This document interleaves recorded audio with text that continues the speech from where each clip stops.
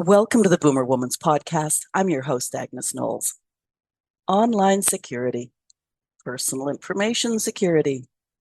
I can be a bit of a bear with those subjects and love to jump on a soapbox with anybody who doubts their importance. So you can imagine my glee to find a like-minded woman who also comes with an official position in that world.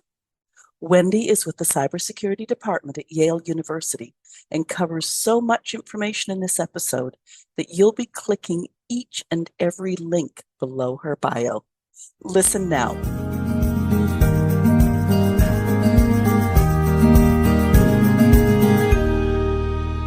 Today's guest is a podcaster who I met through another podcaster. I read my intro and I pause on that because the word should be whom, but it sounds so stilted. Oh, I know. Anyways, yeah. She caught my eye because one of her podcasts comes out of Yale University Cybersecurity Department, and I can really get on a soapbox when it comes to online security, online and any personal information security. We've all heard about someone getting sucked into a phone scam. Wendy also has a second podcast, and it's the one that convinced me immediately she was someone I needed to meet. It's called Reinvention Rebels, and I'm all for any woman who wants to flex her rebel muscle and reinvent herself.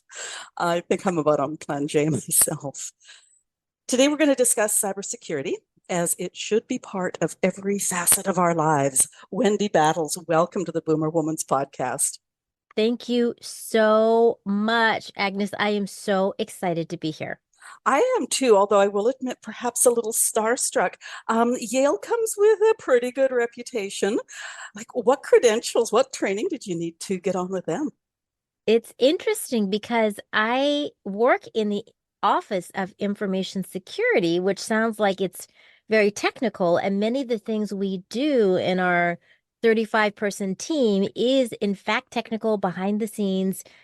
But Agnes, I know nothing about any of those things. In fact, my role as the cybersecurity awareness advisor is one of informing, engaging, inspiring our Yale community, which is comprised of faculty, staff, and students, to be more cyber secure. And that has nothing to do with technical skills. That has to do with communication skills, training skills, understanding human behavior, understanding how people build habits. So it's an interesting skill set that comes from many other jobs and experiences I've had that really prepared me to join this team and help protect our community. Okay, so I mean, I came in here thinking, oh my God, this woman's got like credentials as long as her arm.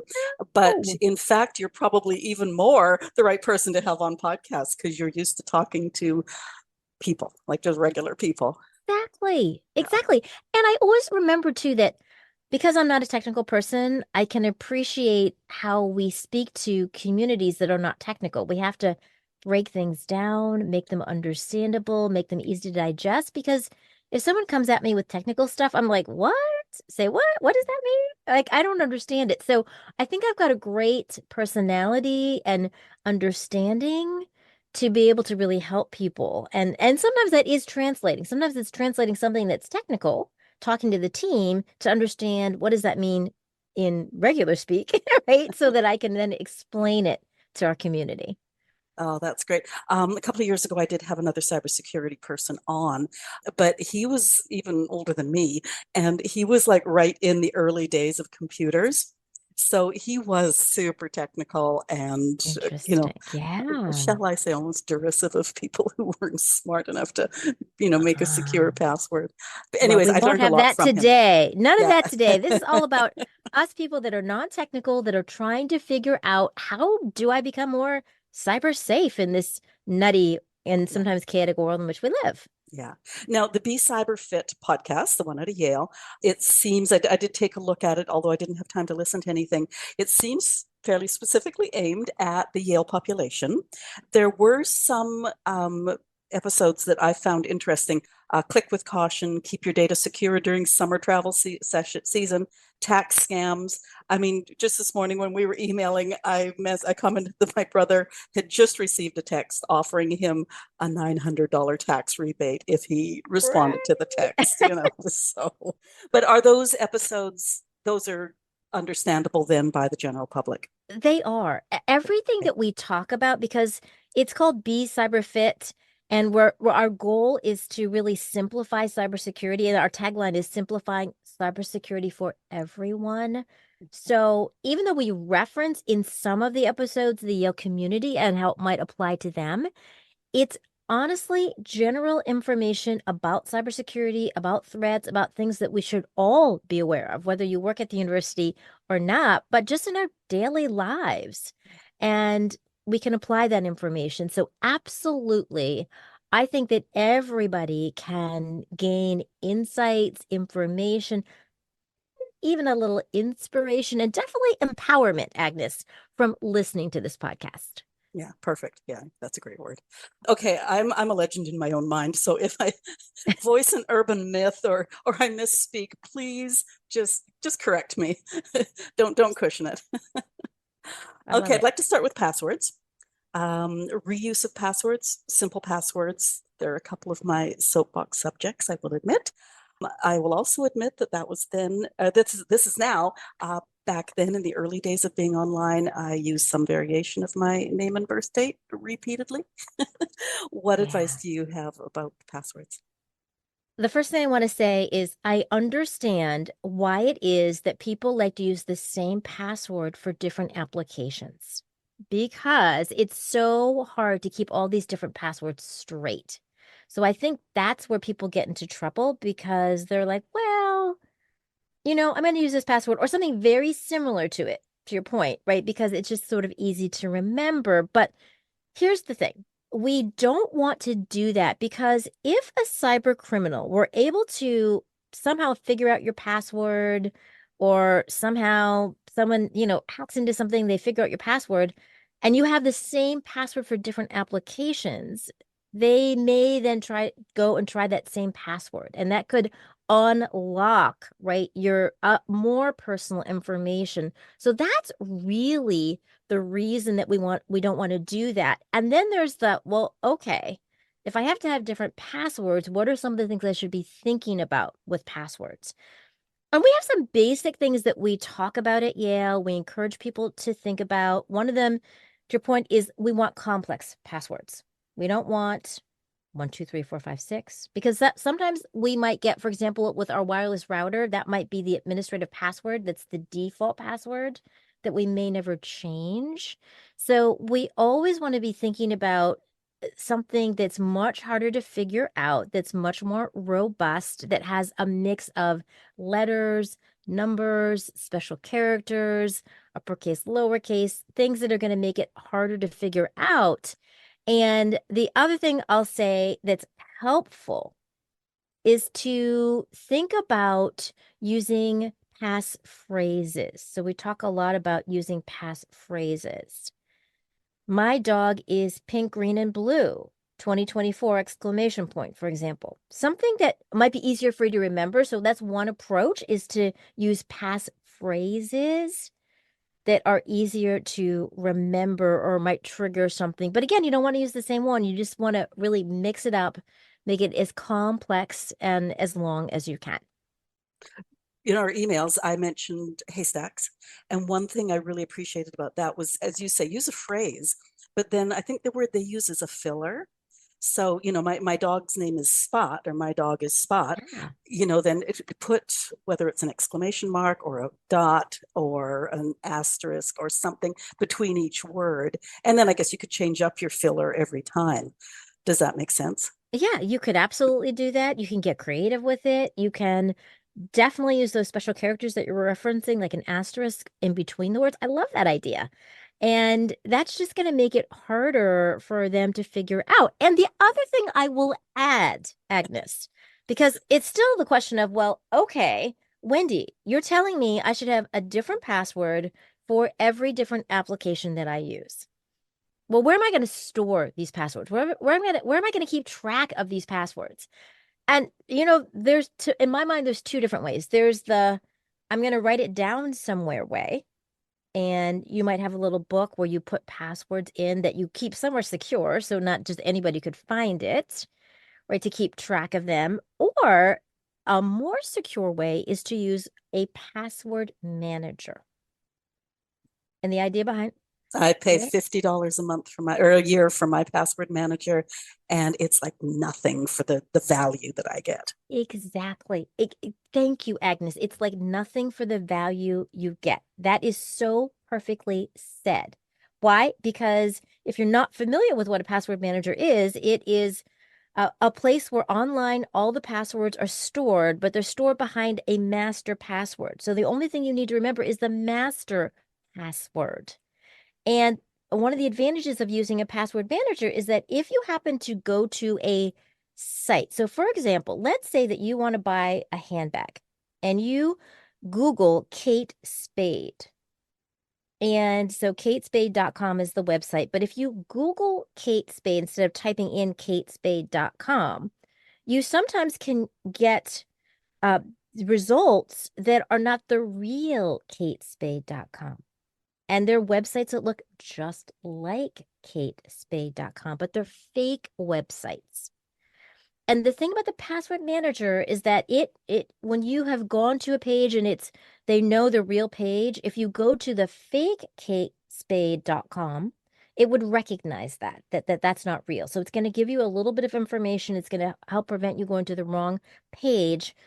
But much more importantly, to your point of protecting your valuable resources, the time and money and frustration and anger and overwhelm that it will take if someone steals your identity or gains access to your accounts, steals your money, all that is so much greater than the $50 you are paying per year for this password manager. So it is so important. And there are so many different ones, Agnes. And what I can do is share with you the link to an article from PC Magazine that rates different password managers because there's different features, there's different prices, but none of them are super expensive. And you might want to just get it for yourself. You might want to get a family plan, but it helps you understand some of the different features. So I'm happy to share that with you Oh, for your listeners as yeah. just a really simple resource to investigate, because so much of this is being willing to think about what are some simple things I can do to protect my online identity and my resources. And it is so critically important, as you already know so well, that we are proactive. Well, and the other thing I'll say too is, and maybe I'm speaking to my own laziness, but I'll go to register at a site or something. And when they say, okay, create a password, suddenly there's rules. Must contain this many, that many, or this and that, and this, however many characters, no special characters. So I go into my password manager, I unclick special characters, I put in how many characters I want, and boom, they come up with a really complex password. And it's just, for me to sit down and sort of count out, okay, there's 16. Oh, yeah, I've got this. Okay, Right. like that's a pain to me. So yeah, I just cannot say enough about my password manager. I completely agree. And there's so many out there. So there's plenty of different possibilities Yeah, once people are open to investigating the options. yeah. Okay. One thing I did want to go to is just with password hackers. A lot of people tend to think that there's some moron sitting at their desk going, oh, that didn't work. Oh, Mm. that didn't work. No, these are bots, right? They do Yeah. hundreds, thousands, even millions of guesses per Yes. second. Yes, exactly. I know it's hard to conceive of when we think that someone is just, it's like the hacker in a hoodie in front of a computer, just kind of working away at it. And it Yeah, is totally not that. It is incredibly automated. It is they call them brute force attacks, that they yeah. keep going, going, going, going, trying to figure it out till they kind of, and unlike, just like we might call a customer service center for our credit card, they basically have something, cyber criminals, it's the equivalent, where all day that's all people do is, on the phone trying to trick you or, doing whatever they do. Uh, just like we would do our jobs all day, that's what they do all day to try to steal our money, our identity, our resources, our confidential data, etc. So you are so right. And that is one more reason we need those robust passwords. It goes back to this idea of we need, I don't know that there's anything that's completely cyber proof, no matter what we do, but we can certainly increase exponentially or decrease, I should say, the likelihood that those things can happen. Now, just on that whole scam thing, somebody being on the phone, you hear about the phone call. I'm from Microsoft, and I can tell your computer there's something wrong with it. Like first of all, I cannot imagine how many billions of people Microsoft would have to hire to, or if they could even figure out what my Yes. address is. But can you just talk about that for a second? Yeah, absolutely. I know that in the moment when you get a phone call like that, they they try to catch you off guard. They try to use urgency. They try to use emotions. They may threaten you about something to get you to act. They may make it seem like it's too good to be true, like you've won this amount of money and you just need to go here and, give us whatever. So anytime we hear those phone calls, I think it's an opportunity for us to stop and pause. Is this really even realistic? Is this really true? One of the things that we talk about at Yale, we have this model that we call recognize, relax, rethink. Recognize, relax, rethink. So the first thing is recognizing it. Does that seem feasible? Are they really going to be calling me from Microsoft to tell me something is wrong with my computer when they're not connected to my computer? Like, how would they know that? But it's the same thing that when you get a pop-up, you might get a pop-up that says there's something wrong with your computer or you need to call this number. Again, it's just another ploy, but they're not actually connected to your computer to know that. So we have to recognize, does that actually seem realistic? Is that even possible? And then we talk about relaxing, meaning like, let me pause, because I think that sometimes we feel pressured by these cyber criminals to act. And one of the things, Agnes, we talked about in one of our podcast episodes is about an older person that was kept on the phone for something like 11 hours straight and ended up giving this cyber criminal $35,000 in gift cards. They will, they'll work their magic and they'll threaten you and they'll make it seem like they're going to come and get you or you're in trouble or something bad's going to happen. And they'll do everything to tell you, well, don't tell anybody. Like they make it very secretive because sometimes people will go to the store and even a clerk might be suspicious. They're like, oh no, they'll ask, they're like, no, I'm fine. Because they'll tell you, don't tell anyone what you're doing. So that idea of relaxing, pausing is really important. And then rethinking. Well, what could I do? I'm not sure about this. Is there a trusted friend I could reach out to? Or someone that could help me validate, Wendy, you're not crazy. That something about that is very suspicious. So when in doubt, let's ask somebody we trust if we need a second opinion. If we're not sure, instead of clicking on a link or giving someone access to something or staying on the phone with someone that's threatening you, first, just hang up. And two, then let's talk to people that we trust to help us understand the situation instead of acting in that moment. Right. One thought and then a question is, first of all, the thought, just yesterday there was a story break here in Canada, and I know there was one a couple of weeks ago. It was a story that they covered.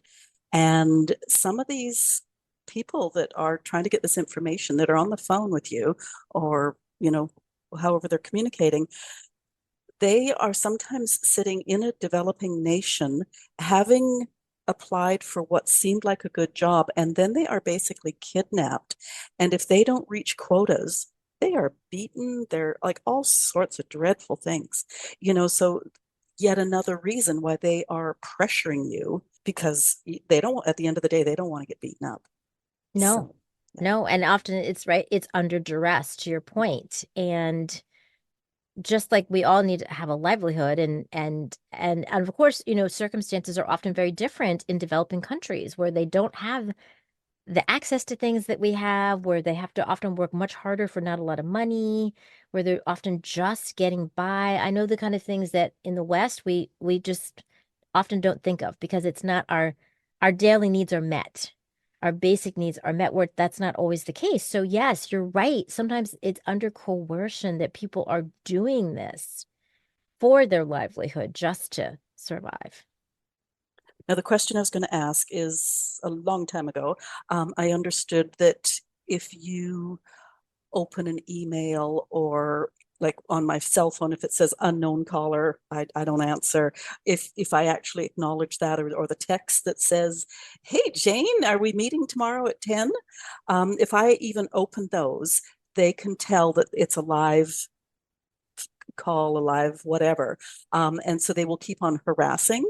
Whereas if you just don't answer, it could be that they've gotten like an inactive or a number that isn't monitored very well.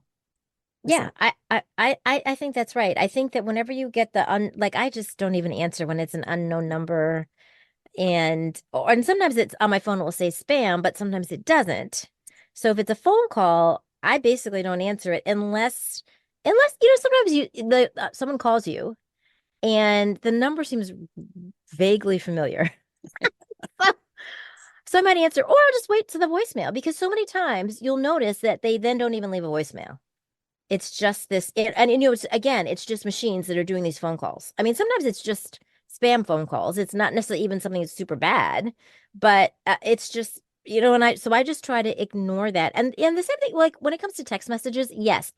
Just today I got one of those that happens all the time. Hey, what are you doing? Or like, are you coming to New York tomorrow? And what often they want to do is get you in a conversation so that if you answer, because if you look at the number, you don't know who it is.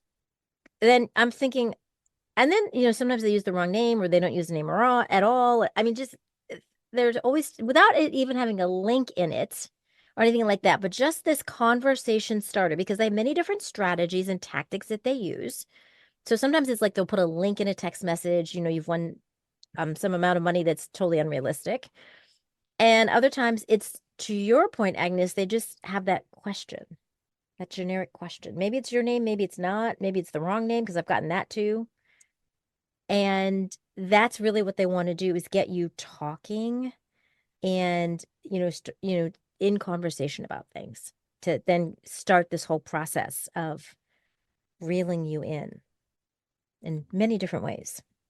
yeah, and it's scary to think how sophisticated some of the scripts are, like they just know how to hit a I'm going to go out on a limb here and there's going to be haters. I just know it. But when you go to someone who predicts your future, and they can often come up with things that are just general enough, but the way you hear it, you think, oh, that is me. They know exactly what they're talking about. So I'm sure the scripts for these callers are the same, where there's a few key things they can say that you go like, oh, they really do know me. Yeah. Yeah. The one other thing I'll mention is about romance scams and catfishing, which is so prevalent. And a typical tactic is that if you meet someone on let's say a dating site, and they're asking you to get off that site onto like WhatsApp or something like that, that's always a no-no. They want to get off those official sites to start communicating with you like all the time. Because basically a lot of times, it's fake profiles and they'll start with spinning this story about how they're on an oil rig or they need money or something's happened. And I cannot tell you how many people have been sucked in. Often it happens to women. It could be anybody, but sucked into this narrative. It could be because you're lonely, feeling isolated. So it's a way to connect with people. And then they're always available to talk. And so if you're feeling lonely and isolated, and this is someone who's available, then you're thinking, well, this feels pretty good. But that's always a telltale sign when someone is like, I want to get off of like match.com, for example, and then let's meet on, whatever messaging site. That's a bad sign. The analogy I heard just recently was, if you are, I don't know, at your favorite park feeding the ducks, you get talking to somebody, and then tomorrow it's the same thing. And then the day after that, they say, oh, I know this other park way across town. I would rather we met there. Like you're going like, no, I'm not going to go over there, like out of my, like just out of my comfort zone completely. But yet when it's online stuff, and especially I suppose if there's a bit of romance involved, people get sucked right in. I sucked right in. And, smart people, this can happen to anybody, first of all. I think that we think that it's only dumb people cybercrime happens to. It happens to everybody in many different ways. And cybercriminals often know that, for people that have less money, what's appealing is you've won money.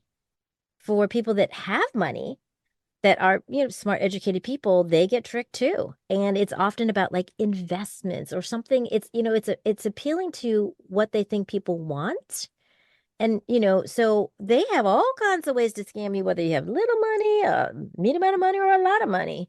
And people can fall for these things. So it just doesn't stop. But to your point that you just made, Agnes, about like this example of the park, well, I could go to this, why don't we go to this other park?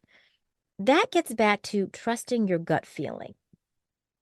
I believe that we all are intuitive. Maybe we're not tapping into our intuition, but we all can get a gut feeling about something. And I certainly have had many times where something didn't feel right, but I did it anyway. And that was a mistake.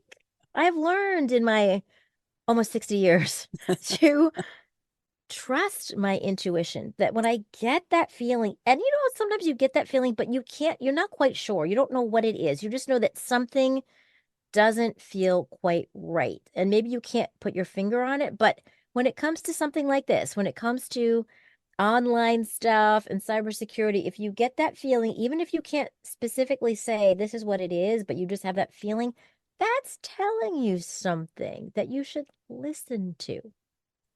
I have on occasion posted a picture, a screenshot on Facebook that like literally in one morning I got 10 or 12 well, it's all my long lost relatives that have died and left me all their millions, right? And it's like, holy crikey, what am I doing? I could be retired on a tropical island that I own by now. Which That's sounds incredibly appealing. Like I mean, that's the thing. Like it's such a hook. It's like, oh, that sounds pretty amazing. yeah, yeah. Okay, I do want to go to emails. First of all, explain what phishing is, Ah, please. phishing, absolutely. Phishing is when you get an email that looks like it could be real. And in that email may be a link to a malicious site. It could be it could have a link asking you to sign in with you. Like, for example, at the university, people sometimes get fake login screens where we would put in what we call our credentials, which is what is like a username and a password. But it could look just like a real screen, because these days people can replicate things to look just like it. And so if you enter your information in there, then that cyber criminal would now have access to, for example, in this case, your resources, or it could be your bank account or something like that. So it could be a screen that looks like your bank login screen. So people will phish you in that way. So it might be going to a fake website. It might be asking you to put in your credentials. It could be attachments, opening an attachment that then puts malware, aka a virus, on your computer that might have a little door that allows them to get into your computer. So there's many different ways that it can manifest. But it's usually a way to trick you into doing something that reveals some of your personal information. And the thing that makes it difficult now, Agnes, is that with AI, with artificial intelligence, there's so many more sophisticated ways to do this, because I know you probably remember way back when, like in the 90s and the aughts, as they say, right, the 2000s, when there were like the Nigerian prince scams, and you get this email And it was full of spelling errors, grammatical errors. Like you knew this was not real, telling you that you won like some millions of dollars. And it was really easy to tell that was fake. The problem now is it's really hard to tell because things are so much more sophisticated that they can make things look just like what you know. And what often happens is that people are moving so quickly. Oh, I have got all this email. I just have to get through it. Sometimes you're not paying attention to these nuanced things that might tip you off to tell you, hmm, that doesn't seem right. It's funny, and I will admit that I am about as distrusting and suspicious as they come. I just recently, I think last week or the week before, got an email from Apple. And it was perfect timing because I had just agreed to pay, I don't know, $1.94 a month for extra storage. And I got an email saying there's a problem with your pay Mm, thing. So just sign in and verify. mm, And I'm going like, well, really? why would I do something that wouldn't follow up on that? Because the last thing I want to do is lose my storage. So I opened another tab. I went into my pay portal. Everything was good, and they'd already taken, I guess it had been a couple of months, and there had been a couple of payments go through. So, and well, I'll finish this story first, is I just decided to ignore it. I'd take my chances. And sure enough, about 4 days ago, my $1.92 or whatever it was processed by Apple. Now, the other thing I do is when I get an email like that is I always check the return address. Mm. And in this particular case, it looked very valid. Now, I've also gotten emails from Michelle Obama, who emails me from Michelle Obama 987654321 at gmail.com. Mm. And, and I feel for Michelle Obama if she's now reduced to, Right? but I'm thinking, yeah, probably not. So I just won't open that Exactly. one. Yeah, and those are all really good clues that you talked about. So checking the email address, because sometimes it can look like it's from that person, but like one letter's off, checking the URL. Right? So the website address, and sometimes it's just like one character off, or maybe it's a big L instead of a small L that's part of the address, or something is a little off. So there are ways that we call it hovering to discover, that you can hover over the email address to see if, it'll have the display name. This is coming from Michelle Obama, and then to your point, it will have then the email address. And so if you hover over, even if you can't automatically see it, when you hover over, usually you can see it. It tells us a lot about, Michelle Obama is not going to be sending something to you from a Gmail address, as you know. So we can look for clues as best we can in this sophisticated world where it's harder to tell now. And I think also because we are so distracted, many of us in our lives, moving so quickly, multitasking, doing all those things, I think that also contributes to sometimes missing the cues that if we could pause and maybe not rush through things. Because sometimes, you click on a link, you're like, oh my gosh, should I have clicked on that after you've done it? Because, just like, and then you're like, uh-oh. Like, uh-oh. Right? Because I think that, I've and never done right. that. And that can happen to any of us. I mean, it happens to, faculty, staff, and students. It doesn't mean because you have like a PhD and you're amazingly smart that it can't happen to you. It doesn't matter. It doesn't matter whether you're educated or not. We could all click on links by mistake and then Yeah, regret it. yeah, big time. I think of all the emails I get where they say, click this to get that, there's only one, and I know exactly which one it is, so it's okay, but that I can't go to another tab, open the tab, and go in via my own route instead of clicking the link in the email. Yes, So, that is it. That is it, Agnes. Yes. When in doubt, instead of if you have any question, if you have any thought like I'm not sure about this, that is exactly what you want to do. Just go to that site yourself, type in that site yourself in a different tab before just clicking on that link. And that is a really good strategy to then verify, is this a real site? Is this what I think it is? Is this what I'm expecting to see? So yes, I highly recommend that. Okay.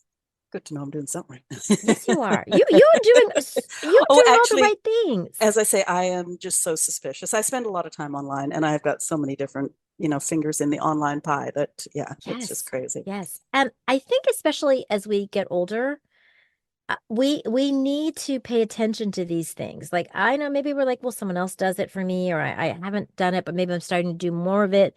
But there are so many different ways that people can trick us. And just another example is on social media. Have you ever, Agnes, received a friend request on Facebook from someone that you're already friends with? That ever happened to you? Because, Either that or he's really good looking. He's ex-military, U.S. Army, oh, high, like five-star yes, general. Unfortunately, they're all widowed. Uh, it's exactly. like, if you ever look at my Facebook feed, I comment on it from time to time. I just dumped two Yeah. cowboys this time. Oh, I check you out. You're a woman in demand. Apparently. Don't But ask that's just me. another way. Like people can sometimes use social media to gain information about you unknowingly. I know we don't think about that. And it could be anything from fake pages, fake accounts. And I've noticed this a lot. Whenever I get a request from someone that I'm already friends with, and but because it's not hard for people to take pictures from your Oh, they're page. identical. They're Yeah, identical. Yeah. exactly. And that's when I always get wary and I will just say, "Hey, did you did you start a new Facebook page?" If I'm not sure. I usually will just ignore them and decline it, but that's just something to be wary of. Also, even something as simple as the question, they'll have sometimes these little quizzes that you can do, and often they're just trying to harvest information about you, which they could use to try to figure out like your passwords. It could be like, like about the street you grew up on or whatever. Yeah. But so there are just so many different ways. So all of that to say, you just have to be careful. And that goes back to if you're not going to use a password manager, you should periodically go through and update your passwords. Don't have a password you've had for like 15 years, which probably isn't that robust anyway if you did it that long ago. So just, it's that idea of really being vigilant. It's not like a one and done thing. We need to constantly be thinking about, am I doing the things I need to do to stay safe online? Okay, let's go from online to those phone calls we talked about. More and more, we're hearing about AI and how somebody will get a phone call, especially an older person, from someone who sounds exactly like their son or their grandchild. There's been an incident, they need money, and because it sounds exactly right, they get sucked right in. It's really true. And that is a growing problem. I'm sure it will only continue to grow as the technology evolves because every time we kind of make one step forward, it's like two steps back because they're always steps ahead of us, Yeah. these cyber criminals. And they're always coming up with new technologies and new ways to trick us. But yes, anytime you get either a phone call like that, because all they have to do is find someone's voice somewhere, and it's easy with AI tools to replicate that voice. So it can sound so real. But you have to, again, ask yourself, does this seem realistic? Is my grandchild at this place where they say they are? Are there questions I can ask this person that would reveal whether this is true or not? Who else can I mean, one answer is you can just hang up. That's one solution, right? And then call up your son or daughter and say, is so and so, my grandchild, in X place? Which they'll say, no, they're not. Yeah, yeah. Like, Well, or the or other so thing or, that I was going to say, the other yeah. thing I practice in my brain, just so it'll roll off the tongue if it were to ever happen to me, is asking a question like say it was my son that's in this bind and he needs money right away, asking if Jane is okay, as if Jane was his partner, knowing darn well that my son's partner is not called Jane, you know. Yeah. So Yeah, exactly. So that's a great way. It's a great way to have some like backup questions. I mean, I know that we don't know who's gonna call us Yeah, yeah. or what the situation is gonna be. So it's not like we can have this whole list of questions that we have conveniently located in front of us when the phone happens to ring and we're calm enough to remember, oh, this might be a cyber criminal and let, that kind of thing. So I totally understand it's not necessarily that simple, but again, when people are suggesting things that because it's about urgency, like I need this money right away, right? That's what that is all about, is the sense of urgency that they're going to play on. Oh my gosh, they're in trouble. And so it's fear and it's urgency that they're after when, kind of catching you off guard. And, you care about this person. You don't want them to be stranded somewhere, but that's one of the oldest things in the playbook. So if someone calls you about that, you got to question it because that does not seem real. And there's many ways that we can question that.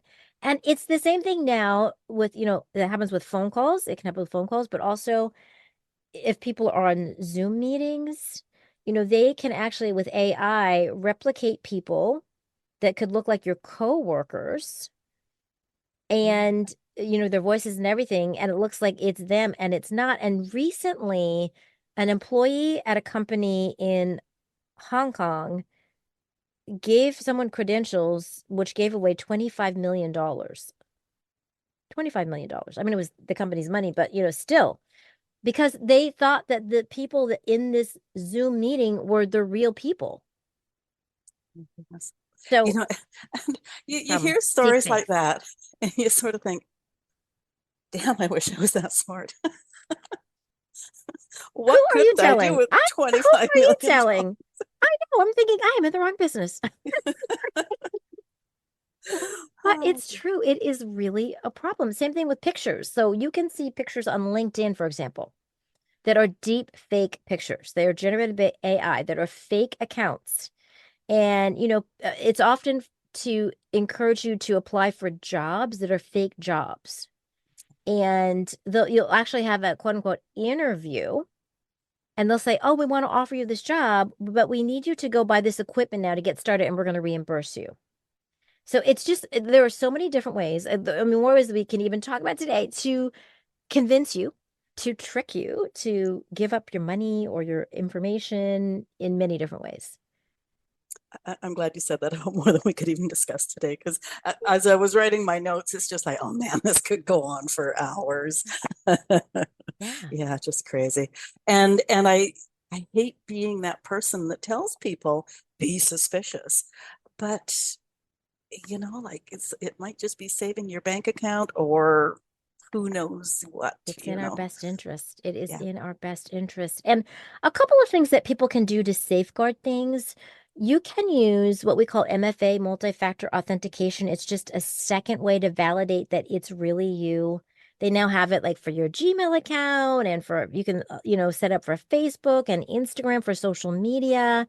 You should absolutely have it on your bank account. Anything that has really sensitive information, it's such a simple thing that you can do to safeguard things. The second thing I would recommend is that if you do not already have automatic updates set up on your devices, on your phone, on your tablet, on your laptop, it's really easy to do. You can figure out how to do it for your particular device.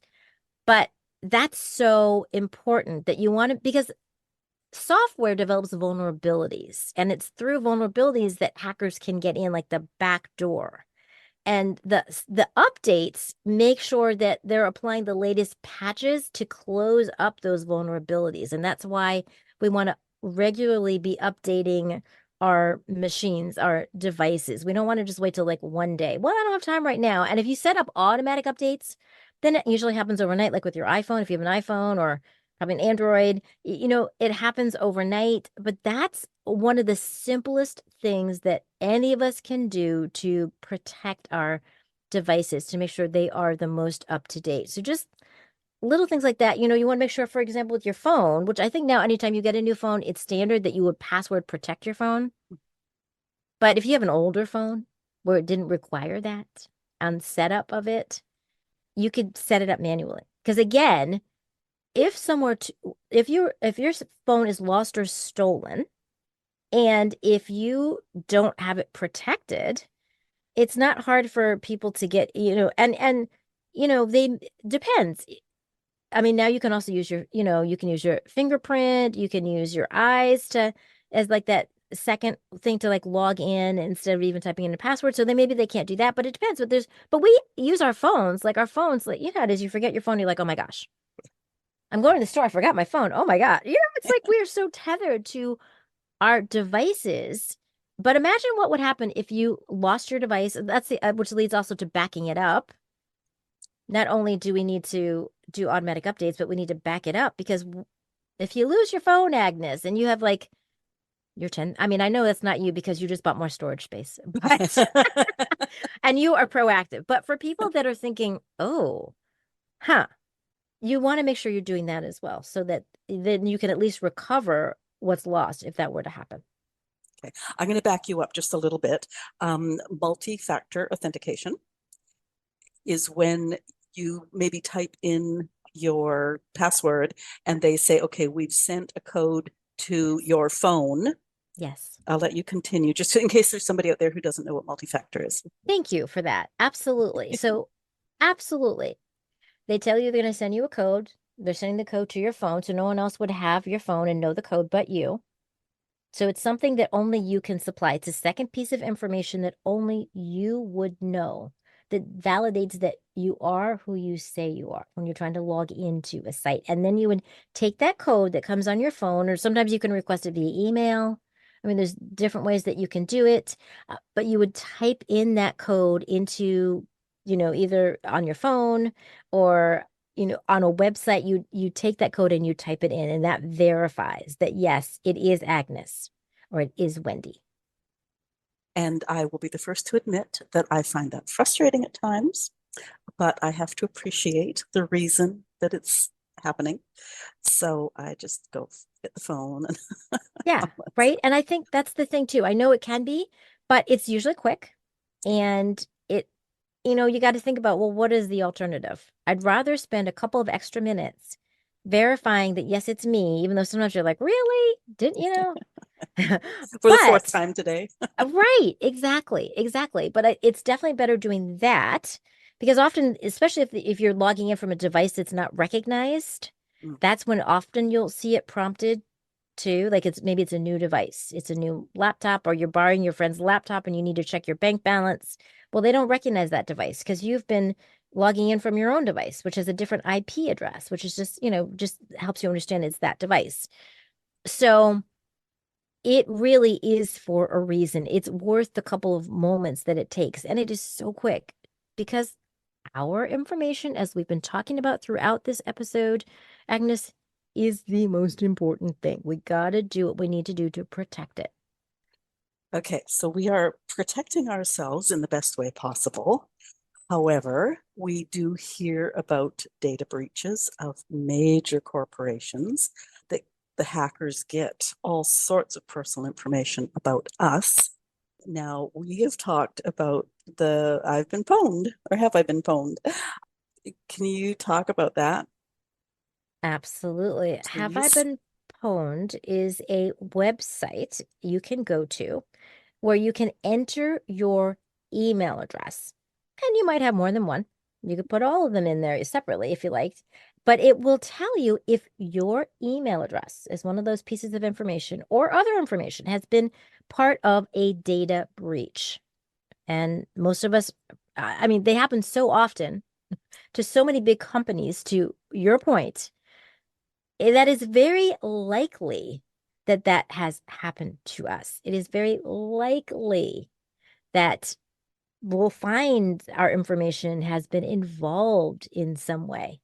And that leads me to why it's so important to monitor your credit.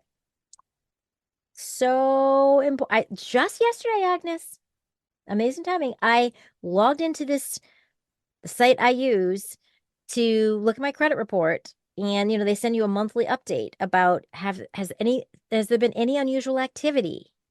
Is there anything that you should be aware of? Is there, even when you open up a new credit card, it'll send you a thing saying, do you recognize this? Because sometimes they do get our information from, so many different ways.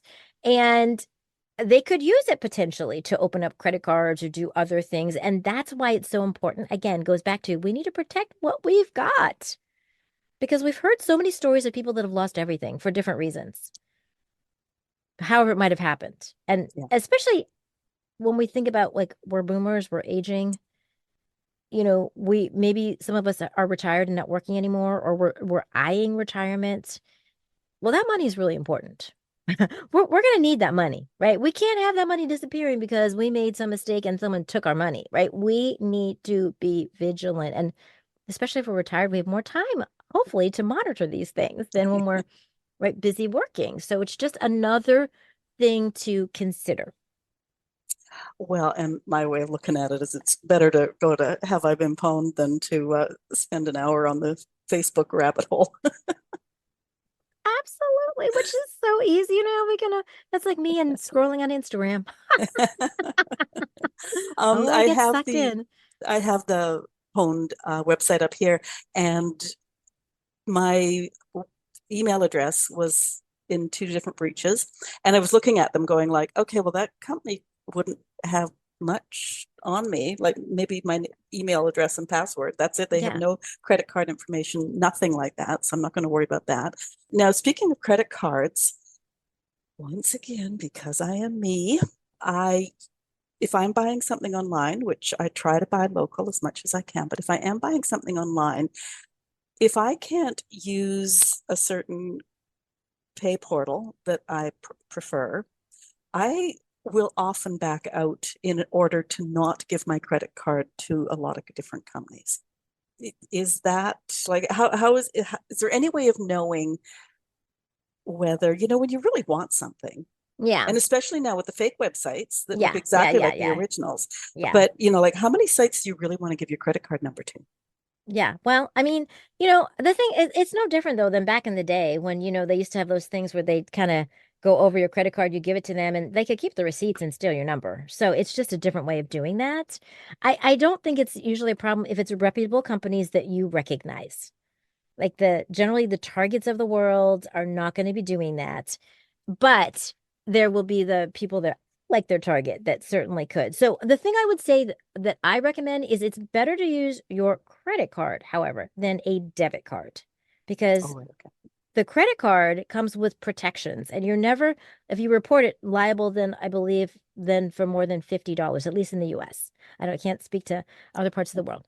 Which, because when you use your debit card, it's your bank account. And so I do not recommend that when you're making online purchases. I always think it's best to use a credit card. Never store your credit card because there are places, that often they'll give you an option, to store the credit card number. So I don't recommend that. But if it's just like for a one-time purchase from a reputable website, using your credit card should not be a problem. And, but, we just want to be careful to make sure it's the real website. So it's one thing when you're on the mailing list for a company, like you're getting Target.com emails, because I send them to you like all the time. And so then it's really Target. You can feel pretty confident it's Target. But if you get something that seems unsolicited, that seems unexpected from some company that you're like, I don't know about this. I don't ever hear from them. Like that's unexpected. When you start getting emails from something that you never signed up for, that's unexpected. That's something that you might feel suspicious about. So, and again, I think if you go directly to the website though, when in doubt, just go to a new tab and type in target.com if you feel unsure or whatever the company might be. So those are some things. The other thing I'll say though is I would be really careful about using one of the services, money transfer services like Venmo or Cash App, if it's a company you've never dealt with before, if it's some kind of mom and pop place. Always use a major credit card. Do not use that because it's almost impossible to get your money back if you find out that like the things never arrive. You use Cash App. I mean, they're taking it out of your bank account and like once the money's gone, the money is gone and you're not going to get it back. It's one thing when it's your credit card and you've got this company behind you, but when you go and use Venmo or Cash App I mean, it's one thing when you're doing it with your friends, someone bought tickets to the theater, you're reimbursing them, them, that's one thing, that's fine. But when it's a company or someone that you are not familiar with, because even cyber criminals will say, well, pay me by Cash App or Venmo or something like that. Nope. That's when we should be suspicious. I must admit, I've never even heard of those. I use the PayPal.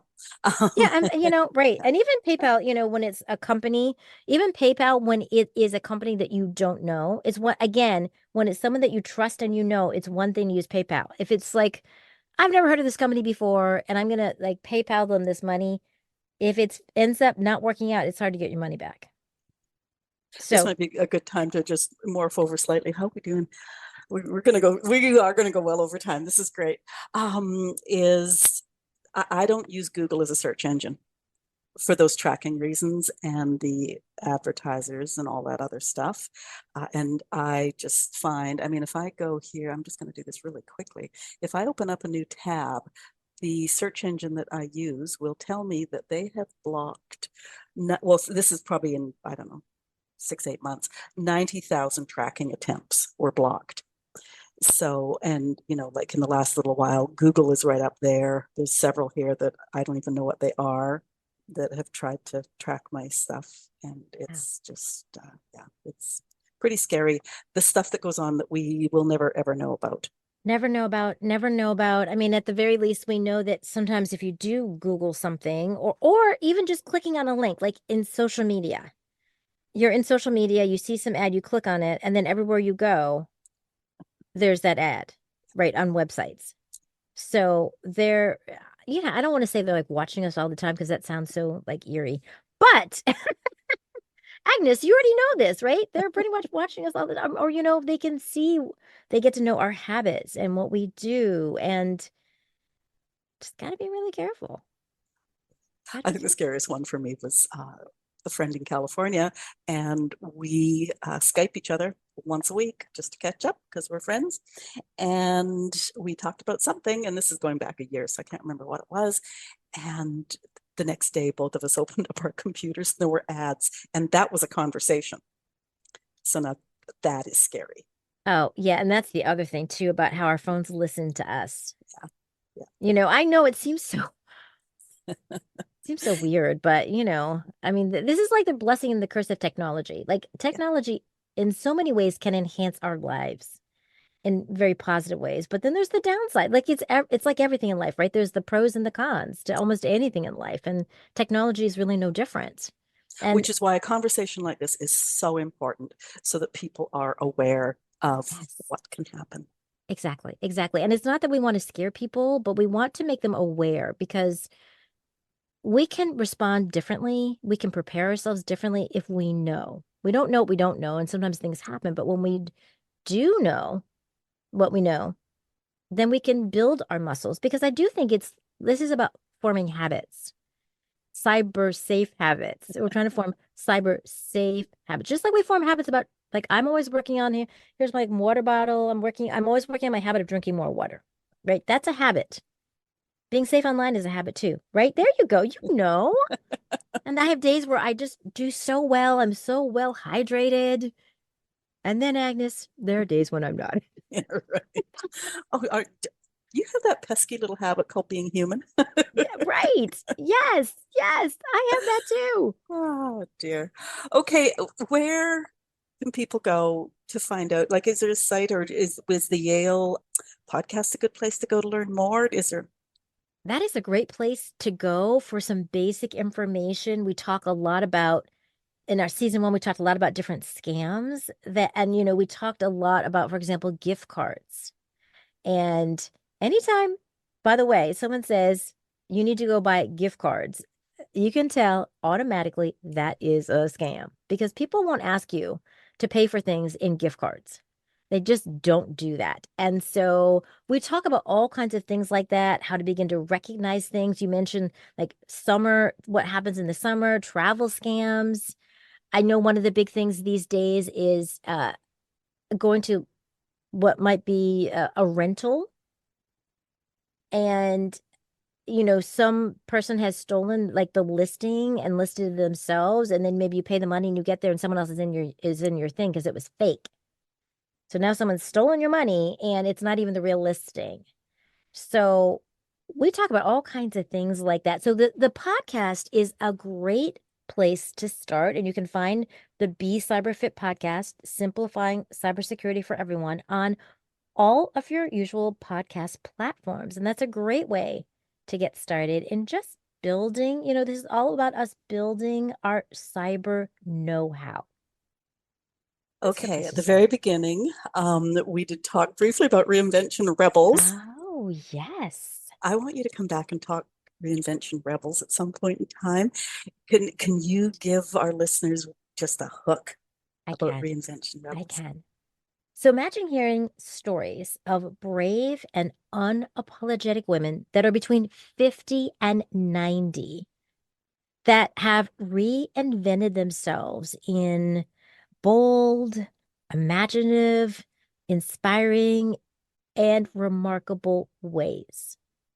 That's what I do. I share these stories of women who have started fresh, often look within to find the courage to do so, listen to their inner wisdom to guide them, and have done such extraordinary things. And I don't mean like extraordinary, I'm a famous person and I can get all the coaches in the world to help me do whatever and start fresh. I'm talking about, Agnes, people like you and me, average people who have discovered themselves or rediscovered themselves and often given themselves permission to live on purpose in this next chapter because, you know, so many women are caretakers, nurturing everybody else but themselves, their children, their spouse, their colleagues at work, whatever, whoever it might be, and not spending enough time on themselves. So these are women that have awakened to what is possible and have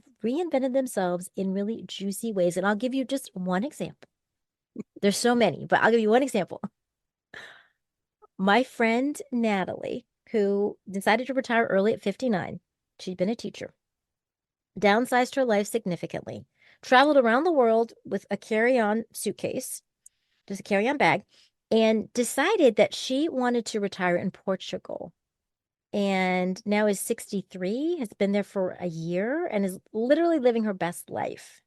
So she just like reimagined like what could life be and how can I live on my own terms, not what someone else wants for me, but what I want for myself. So there are so many stories like that. All right, so I'm gonna tell you one more. One more for the teaser. That's it though. All right, there is Carolyn. Carolyn at 72. So Carolyn was retired from her professional career. At 72, she felt like she was kind of, morphing to the woodwork. And she stopped by one of her friends who's a designer and started talking about fashion for older women. It ends up that at 72, Carolyn started a modeling career. So now Carolyn is a vertically challenged African American woman with natural hair. So none of the things that you think of when you think of a model. And she's now 75 and literally is modeling around the world, like modeled in Paris, among many other places. So it's all about what's possible. It's all about what is possible when we believe anything is possible. And then we do some of the work, the inner work to uncover what that could be, and then the outer work of actually making it happen.